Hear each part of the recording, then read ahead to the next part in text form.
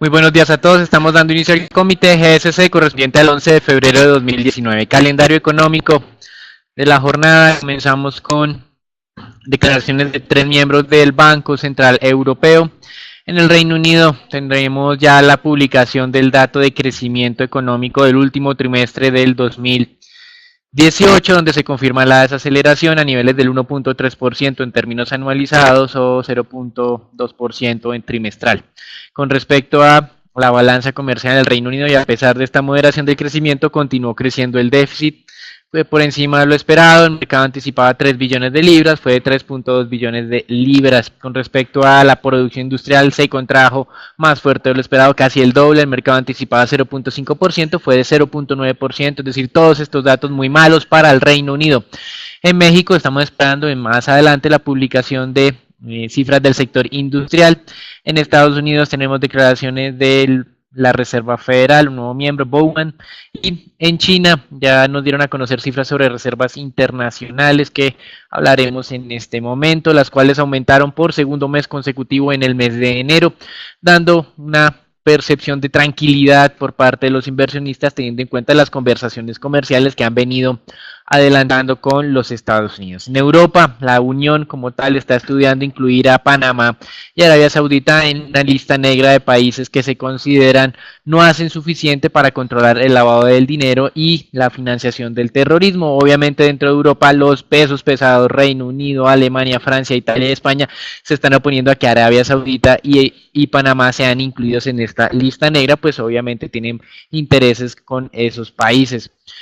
El tema del Brexit continúa estancado. Nuevamente la primera ministra británica le dará una voz al Parlamento el próximo 27 de febrero para que diga qué es lo que quiere. Sin embargo, como ustedes bien saben, el Parlamento está fragmentado, es decir, que no es que me diga una cosa y que yo entienda y la pueda llevar a la Unión Europea como mecanismo de negociación. Voy a estar escuchando varias alternativas, las cuales ya no las sabemos de memoria y muy difícilmente vemos que esta situación se destrabe. Por eso en el Reino Unido una asociación de empresarios, la más importante de este país, está sintiendo cada vez con mayor riesgo la posibilidad de tener una salida de la Unión Europea sin ningún tipo de acuerdo, lo cual ellos han venido alertando de que sería tal vez la peor situación para la economía británica. Y aquí también tenemos pues esos datos de cierre de año 2018 que no son nada alentadores. Con respecto a el tema de los laboristas, ellos están pidiéndole a la primera ministra Theresa May que se comprometa a no tener la posibilidad de un divorcio sin acuerdo. Sin embargo, Theresa May, como ustedes bien saben, ha utilizado esta posibilidad como un mecanismo para presionar a la misma Unión Europea de negociar y de volver a abrir lo que habían negociado previamente en términos políticos sobre la frontera entre Irlanda e Irlanda del Norte. Y también pues ella ya había descartado previamente la posibilidad de que está mencionando el Partido Laborista de una unión aduanera, pues considera que esto frenaría la posibilidad de que el Reino Unido de manera independiente negocie y firme acuerdos comerciales con otras economías. En cierta medida entonces digamos que se ve difícil que ella pueda lograr el apoyo del Partido Laborista, principal partido de la oposición en este tema, y continuará tratando de buscar alianzas con otros partidos minoritarios, lo cual hace muy difícil llegar a algún tipo de consenso. El Banco Central de Francia anunció que espera un crecimiento del 1.7% para este año. Ese pronóstico del Banco Central de Francia es mayor al de Alemania, que es del 1.3%, y al que está proyectando por parte del Banco de Inglaterra sobre el Reino Unido de un crecimiento del 1.2%. Si se dan cuenta, más o menos estamos bajando la escala. Durante el año 2017 crecimos cerca del 2% en Europa, en el 18 crecimos cerca del 1,5% y al 19 estamos pensando que va a estar creciendo cerca del 1,3%, 1,4% y el Reino Unido del 1.2%. Por eso el Reino Unido registró su menor crecimiento desde el año 2012, eventualmente por este tema del Brexit, que hasta ahora se empezó a sentir de verdad en el tema económico por la incertidumbre que se tiene que va a pasar este 29 de marzo. Y en los Estados Unidos, con relación al tema de negociación del shutdown, que en teoría tenían hasta el 10 de febrero para decir algo y evitar un shutdown el 15 de febrero, pues no han llegado a un acuerdo. Ya se sabe que los demócratas no van a facilitar el financiamiento de la construcción del tipo de muro que quiere el presidente Trump, aunque se hablaron de algún tipo de barrera con temas de tecnología, escáneres, sensores, etcétera, etcétera. Sin embargo, ahora el nuevo caballito de batalla de los demócratas es tratar de reducir la cantidad de camas disponibles en los centros de inmigrantes en la frontera de Estados Unidos, que actualmente es de 40.000 y ellos lo quieren bajar a cerca de 32.000, 30.000 camas disponibles, algo a lo que se están oponiendo los republicanos y por eso desde el día de ayer los republicanos dicen que esta negociación está estancada, los demócratas se muestran más amistosos, pues dicen que es normal que en las negociaciones haya este tipo de inconvenientes, pero que continuarán trabajando en la materia. Nuestra duda es si digamos, llegar a algún tipo de acuerdo en el manejo de inmigrantes, pero no hay fondos para la construcción del tipo de muro que quiere el presidente Trump, si el presidente Trump va a firmar ese tipo de acuerdo y van a liberar los fondos para que se evite el nuevo shutdown. Los congresistas están trabajando en planes para darle financiamiento a esas agencias que son cerradas de manera parcial hasta el 30 de septiembre, que es el financiamiento que tiene la mayoría del gobierno estadounidense. Esta semana tenemos una nueva ronda de negociaciones entre Estados Unidos y China. Los días más fuertes serán el 14 y el 15 de febrero. Los chinos emitieron un comunicado donde se mostraban optimistas acerca de lo que podía pasar en esta ronda de negociaciones. Sin embargo, fuentes cercanas han afirmado que los avances alcanzados hasta el momento han sido mínimos y que China no ha modificado de gran manera su política comercial, algo que más adelante pues probablemente genere algún tipo de declaraciones negativas por parte del presidente Trump. Y la próxima semana se va a confirmar la fecha de reunión entre el presidente Trump y el dictador de Corea del Norte.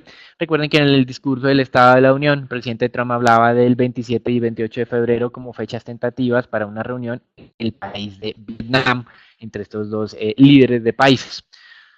Y finalmente, un tema, digamos, que venimos viendo desde la semana pasada, luego de ese vórtice polar que afectó a los Estados Unidos, donde una asociación de ayuda al automovilista se puso a la tarea de medir el impacto que tenía ese tipo de clima o de condiciones climáticas extremas sobre eh, la durabilidad de la carga de los vehículos eléctricos. En este estudio, esa asociación evaluó cuatro diferentes marcas, 5 vehículos en total diferentes, y determinó que bajo condiciones extremas de frío, es decir, por debajo de bajo cero, esas baterías duraban un 40% menos, lo cual es sustancialmente importante y negativo, sobre todo para el tema de Tesla. En esta medición dice que por sobre el clima como tal, la vida útil de la batería cae cerca de un 12% y el restante para llegar hasta el 40, ese 28% adicional se debe al uso de la calefacción. En temperaturas extremas pero hacia arriba, por encima de 35 grados, midió una afectación de casi 20%, principalmente por usar aire acondicionado.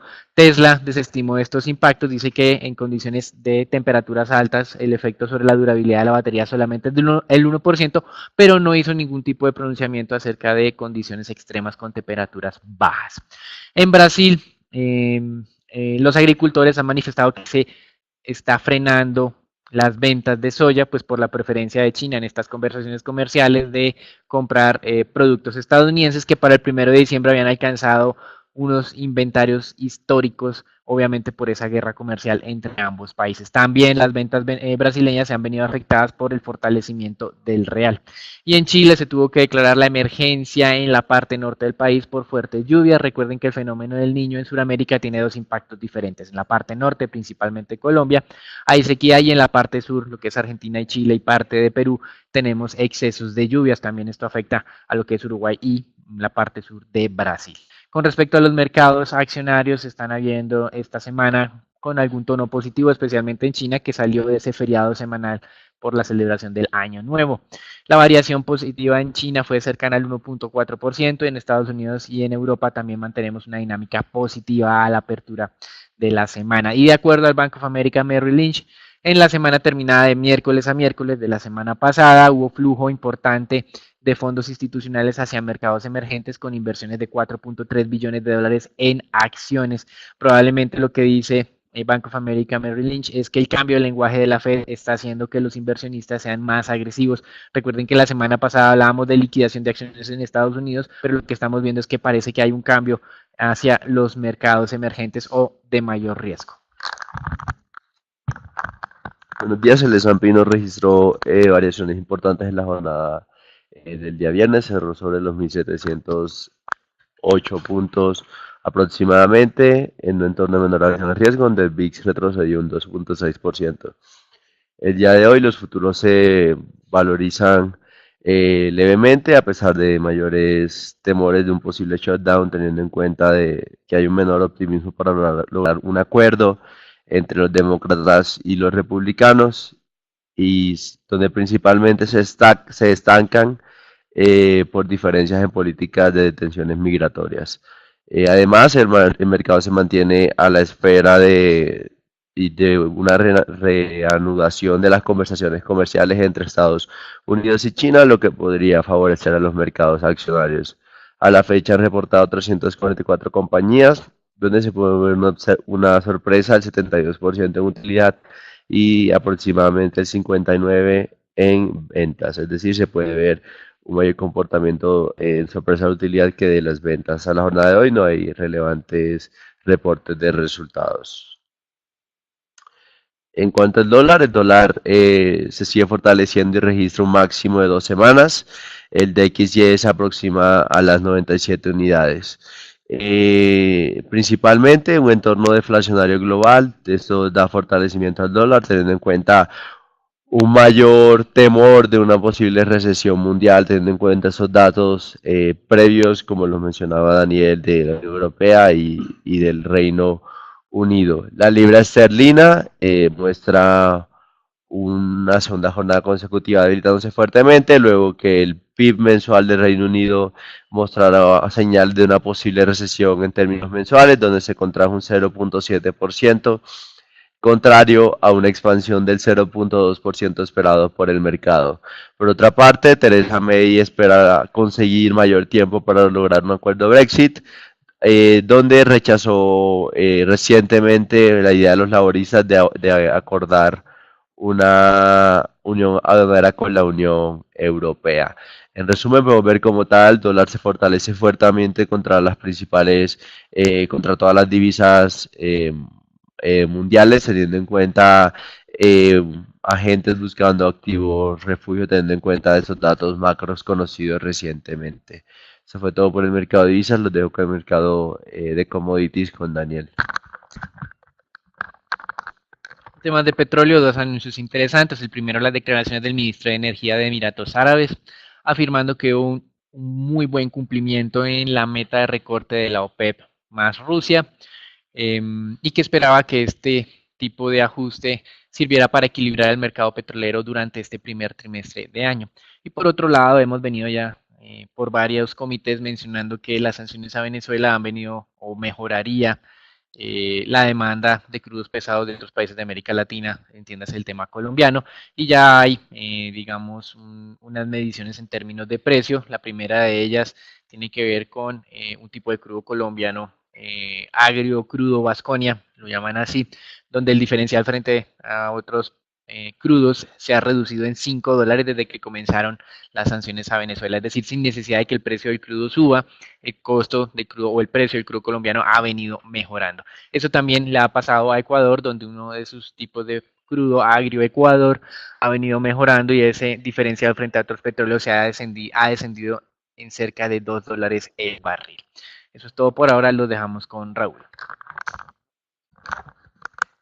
Desde el punto de vista técnico, podemos ver que el crudo se mantiene relativamente estable, se mantiene, según el indicador, sobre el nivel de entradas alrededor de los $52, donde la recuperación de este ha sido inferior a lo estimado previamente, teniendo en cuenta estas recientes declaraciones del ministro de Energía saudí, donde espera un equilibrio en el primer trimestre del año. En caso que esto se dé, esto presionaría los precios del petróleo al alza, aunque al parecer la noticia como tal no la reflejó como tal el mercado, y sí el débil comportamiento de los precios del petróleo. Eso fue, por otro lado, el oro ha mostrado valorizaciones en la semana pasada, donde se puede observar que hay diferentes agentes que han buscado refugio en este commodity. Eso fue todo por el mercado de commodities. Los dejo con el mercado de renta fija con Daniel.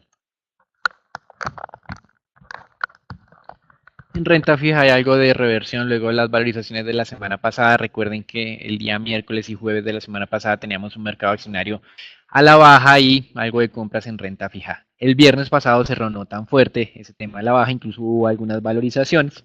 Y esta semana abre positivo el mercado accionario, lo cual aleja un poco a los inversionistas de los títulos refugio. Tenemos incrementos en tasas de negociación de tesoros a 10 años cercanos al 1,5 básicos.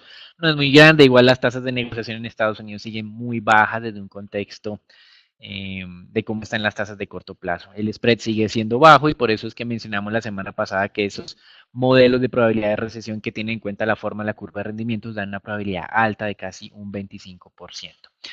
En línea con esas inversiones en mercados emergentes, también estamos viendo que los fondos institucionales, de acuerdo a Bank of America Merrill Lynch, están invirtiendo más en títulos de alto rendimiento en los Estados Unidos. Alto rendimiento, entiéndase, títulos que no tienen calificación grado de inversión, con ingresos cercanos a 4.8 billones durante la última semana, miércoles a miércoles. Y también los mercados emergentes recibieron flujos de inversión cercanos a los 4.4 billones de dólares en deuda. Por lo tanto, digamos que ese cambio de mensaje de la Fed ya se empezó a ver en el cambio de comportamiento de los inversionistas institucionales que están siendo cada vez más agresivos. Con respecto al tema del desmonte del portafolio que gestiona la Reserva Federal, no hubo nuevas referencias, pero sí fue interesante conocer las declaraciones de una gobernadora de la Reserva Federal afirmando que ese programa de compra de activos está siendo evaluado para establecer si en vez de ser solamente una herramienta de emergencia, pueda ser utilizada de manera más regular por parte de la Reserva Federal dentro de su kit de instrumentos de política monetaria. Hasta aquí el reporte internacional. Recuerden, estamos entrando o estamos abriendo esta semana de manera positiva con flujos de inversiones a mercados emergentes y activos más riesgosos y con valorizaciones del mercado chino que también de alguna manera está impactando de manera favorable a otros mercados emergentes. Eso es todo por ahora. Los dejamos en el Informe Colombia con Edwin y con Raúl. Buenos días, según Cotelco, la Asociación Hotelera y Turística de Colombia, la ocupación hotelera a nivel nacional para 2018 fue 55.46%, un incremento de 0.35% frente al 2017 y consolidándose como una de las tasas más altas en alrededor de 11 años. Se destaca el buen comportamiento que tuvo la demanda interna de servicios turísticos, así como el aumento en turistas extranjeros y el trabajo articulado de promoción de destino, sobre todo respondiente con el gobierno nacional. Por regiones, San Andrés y Cartagena se consolidaron como de las que mayor ocupación tuvo durante el año, con 79.2% y 66.6% respectivamente, a pesar de que San Andrés tuvo una desaceleración con respecto al año anterior. Eh, la, el informe también destaca la importancia que le da el gobierno nacional al sector hotelero con la eliminación de sobretasas a la energía para este sector, por ejemplo. Sin embargo, destacan o advierten que para seguir consolidándose como un motor económico del país se necesita tratar problemas como la informalidad y la competencia desigual dentro del sector. Por otro lado, según estimaciones de la Organización Internacional del Café, la cosecha cafetera mundial superará en 2.2 millones de sacos la demanda mundial.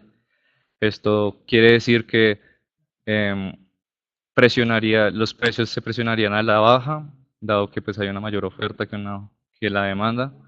Sin embargo, aunque esto se dio así, en enero, por ejemplo, los precios tuvieron un leve incremento de 1.1%. Finalmente, bueno, cabe destacar que estas estimaciones son correspondientes al año cafetero que se da desde octubre hasta septiembre. Y cabe destacar que para la cosecha colombiana, la organización estima que va a ser una producción de 14.2 millones, 400.000 sacos más que lo que produjo el año pasado. Hasta aquí las noticias de Colombia. Seguimos con las acciones locales. En cuanto al comportamiento del Colcap en la jornada de la semana pasada, el Colcap mostró, a pesar de registrar alrededor de 3 semanas consecutivas desvalorizándose, es decir, miércoles, jueves y viernes. Cerró la semana con una valorización del aproximadamente 0,46%, cerrando en 1.468 puntos. Desde el punto de vista técnico, el índice colombiano registró, como lo mencioné anteriormente, una tercera jornada consecutiva desvalorizándose. Aún principalmente afectado por ese entorno internacional y esa débil recuperación de los precios del petróleo. El día de hoy prevemos que el índice podría mostrar leves valorizaciones en línea con el comportamiento de la renta variable mundial, aunque limitado teniendo en cuenta el comportamiento del crudo. Teniendo en cuenta el volumen negociado en la jornada del día viernes, 64.000 millones de pesos, donde el acción más negociada fue Ecopetrol con 12.000. Estimamos o creemos teniendo en cuenta estos bajos niveles de negociación, hay movimientos atípicos sobre algunas especies, es decir, hay acciones que no negociaron ni siquiera 1.000 millones de pesos. En cuanto a noticias corporativas, tenemos tres noticias. La primera, según el gerente de PM, Jorge Londoño de la Cuesta, confirmó que la compañía tiene estipulado en una entrada en operación de 4 unidades de generación de 300 megavatios cada una, es decir, de Hidroituango, que empezarían a generar y ofrecer energía a partir de diciembre del 2021. Además, el gerente añadió que la capacidad sobrante entrará en oferta en esta subasta. La capacidad total de 2.400 megawatts entraría en operación en el año 2023. Esto, teniendo en cuenta esta noticia, según qué tanto demora Hidroituango, diría como tal qué tanta energía se necesita conseguir por subasta y cómo se comportarían los precios de la energía. Cabe destacar que esto significa o esto representa el 17% de la energía total del país para el 2023. Además, según la compañía filial de ISA XM, mencionó que las térmicas están muy cerca de aportar el 30% de la energía total. Cabe destacar es decir, que las térmicas cada vez le ganan más participación a la energía hidráulica, lo cual se vería beneficiado a compañías como Celsia, teniendo en cuenta que son de las principales compañías que generan este tipo de energías. Además, teniendo en cuenta esta noticia, eso significaría que el comportamiento de los precios de la energía locales estarían atados también al comportamiento del precio del gas internacional, teniendo en cuenta que las térmicas funcionan con gas. Y finalmente, Ecopetrol activó la jornada del día de ayer otro plan de contingencia tras un nuevo afectado al oleoducto Caño Limón Coveñas. Desde el punto de vista técnico, tenemos la acción de Corfi colombiana, el cual tuvo un volumen relativamente alto en la jornada de ayer, se negoció con 7.000 millones de pesos, cerró en 22.280 pesos, donde se puede observar que vulneró la resistencia a los 22.000 y en caso de seguir ese buen comportamiento se podría acercar primero, tenemos un nivel sobre los 24.000 y objetivo de mediano plazo podría acercarse a los 28.000 pesos. Destacar principalmente Corfi colombiana, que eso se dará siempre y cuando no haya una noticia adicional o un ruido adicional sobre Ruta del Sol 2. Consideramos que para los próximos trimestres la compañía podría tener una buena dinámica de resultados por mayores ingresos reconocidos por las vías 4G. Y por otro lado tenemos la acción de Preferencial Bancolombia,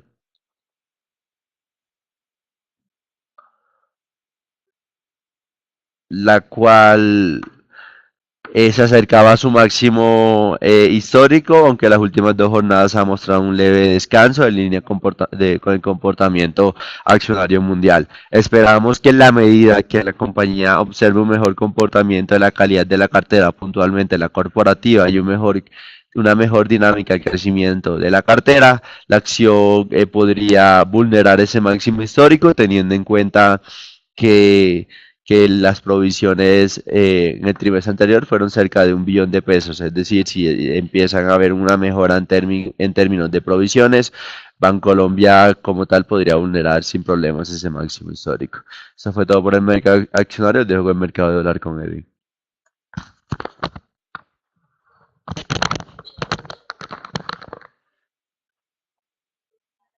La semana pasada la tasa de cambio cerró en 3.116 pesos por dólar, apreciándose levemente 0.05%. Sin embargo, dentro del intraday, la tasa de cambio comenzó ese día a 3.109 pesos por dólar, así que en realidad tuvo una depreciación dentro del día eh, debido a un fortalecimiento que tuvo el dólar el viernes. Técnicamente vemos que hay como una primera aproximación a un cambio de tendencia. Sin embargo, aún no se ha consolidado y esperamos que no lo haga, sino que en las próximas jornadas pues revierta este comportamiento y se vaya pues de nuevo como a niveles de 3.060. Con respecto a renta fija, los test del 24 tuvieron una leve desvalorización y cerraron el día en 6.01%. En general, la curva de TES en pesos se valorizó 1.5 básicos, da una mayor demanda por los inversionistas extranjeros, mientras que la de TES-UR se desvalorizó 0.8 básicos en promedio, principalmente por la referencia 2033, que se desvalorizó 3.3 básicos, mientras que las demás referencias se valorizaron por el contrario. Con respecto a deuda corporativa, se operaron alrededor de 5.400 a través de pantalla y 1 billón de pesos a través de OTC. Lo más transado continúa siendo tasa fija con vencimientos a 2020, seguidos de IBR con vencimientos a 2019. Eh, de nuevo retomamos con los montos de negociación promedio que veíamos en las últimas jornadas, con IBR negociándose alrededor del 28% y tasa fija alrededor del 53%. Con respecto a los márgenes, hemos visto que en general se han venido desvalorizando los títulos. Y con respecto a las tasas, en particular, los tasa fija 2020 se negocian alrededor del 5.7%, mientras que los de 2021 al 6%. Sin embargo, en mercado secundario creemos que se puede conseguir una mejor tasa para estos títulos. Eso fue todo por el comité de hoy. Los esperamos mañana con un nuevo informe y le recordamos que sigan nuestras redes sociales para mantenerse informado con los movimientos del mercado de capitales. Muchas gracias.